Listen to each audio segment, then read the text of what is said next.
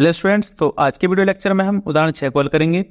तो जिसमें हमसे कहा गया है संख्याओं 6 और 20 के अभाज्य गुणनखंड विधि से एचसीएफ और एलसीएम ज्ञात कीजिए।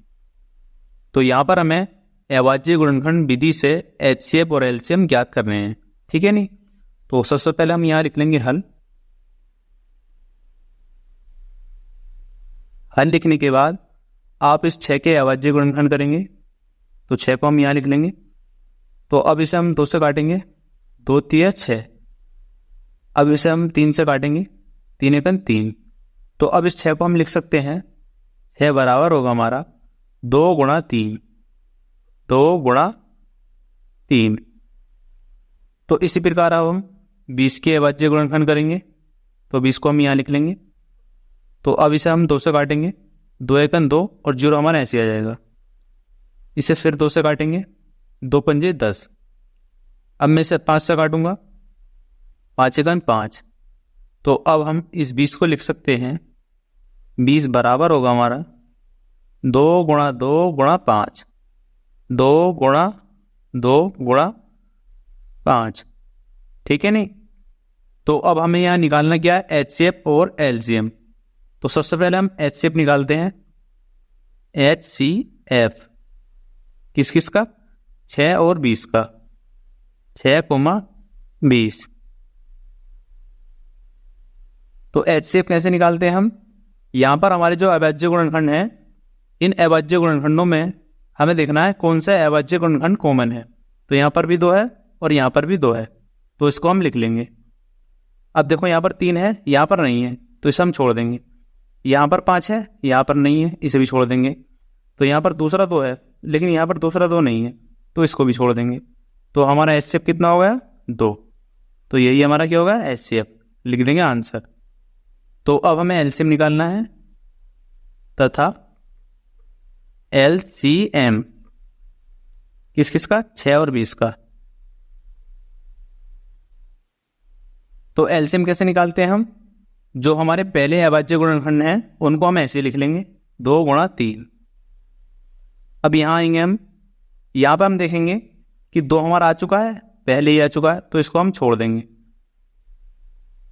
दूसरा 2 आया है, दूसरा 2 नहीं आया, तो इसको हम ले लेंगे।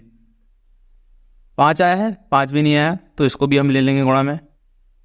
तो अब हम इन सब की गुणा कर देंगे, 2 3 6, 6 दूनी 12 और 12 पंजे 60। तो यही हमारा क्या हो गया, एलसीएम। तो लिख देंगे आंसर, ठीक है नहीं। तो अब हम यहाँ एचसीएफ और एलसीएम की परिभाषा देख लेते हैं। ये एग्जाम में पूछी नहीं जाती है, लेकिन फिर भी हमें पता होनी चाहिए।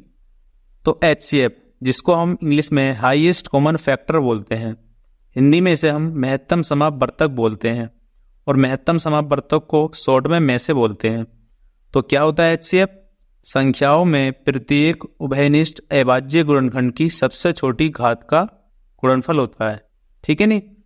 और एलसीएम क्या होता है, जिसको हम इंग्लिश में लीस्ट कॉमन मल्टीपल बोलते हैं, हिंदी में इसे हम लघुत्तम समापवर्तक बोलते हैं, और लघुत्तम समापवर्तक को शॉर्ट में हम लैसे बोलते हैं। तो क्या होता है एलसीएम, संख्याओं में प्रत्येक अभाज्य गुणनखंड की सबसे बड़ी घात का गुणनफल होता है, ठीक है नहीं। तो एचसीएफ और एलसीएम के साथ ही साथ हम एक फॉर्मूला और देख लेते हैं एचसीएफ और एलसीएम से संबंधित। इसका यूज हम उदाहरण 7 में करेंगे। तो इसमें हमसे कहा गया है कि इन्हीं 2 धनात्मक पूर्णांकों ए और बी के लिए, कहने का मतलब ये है आपके पास 2 धनात्मक पूर्णांक ए और बी दिए होंगे, उनका एचसीएफ निकालेंगे और उनका एलसीएम निकालेंगे। तो एचसीएफ और एलसीएम की जब हम गुणा करेंगे तो वो बराबर होगा दोनों धनात्मक पूर्णांकों के गुणनफल के, ठीक है नहीं। तो यहाँ से हम कुछ भी निकाल सकते हैं। अगर हमें 2 धनात्मक पूर्णांक दिए होंगे और एलसीएम दिया होगा तो हम एचसीएफ निकाल सकते हैं, और अगर हमें 2 धनात्मक पूर्णांक दिए होंगे और उनका एचसीएफ दिया होगा तो हम उनका एलसीएम निकाल सकते हैं, ठीक है नहीं। तो कहने का मतलब ये है कि इन चारों में से हम किसी की भी वैल्यू निकाल सकते हैं, ठीक है नहीं। तो आज के लिए इतने काफ़ी है स्टूडेंट्स। उम्मीद करता हूँ वीडियो आपको पसंद आई होगी। अगर वीडियो पसंद आई हो तो वीडियो को लाइक कर दें और चैनल को सब्सक्राइब कर लें, और इस वीडियो को अपने दोस्तों के पास शेयर करें ताकि वो लोग भी इस वीडियो का लाभ उठा सकें। और इस वीडियो पर कमेंट करके भी जरूर बताएं आपको वीडियो कैसे लगी, और नेक्स्ट वीडियो लेक्चर में हम उदाहरण 7 कॉल करेंगे। तो मिलते हैं नेक्स्ट वीडियो लेक्चर में, तब तक के लिए बाय।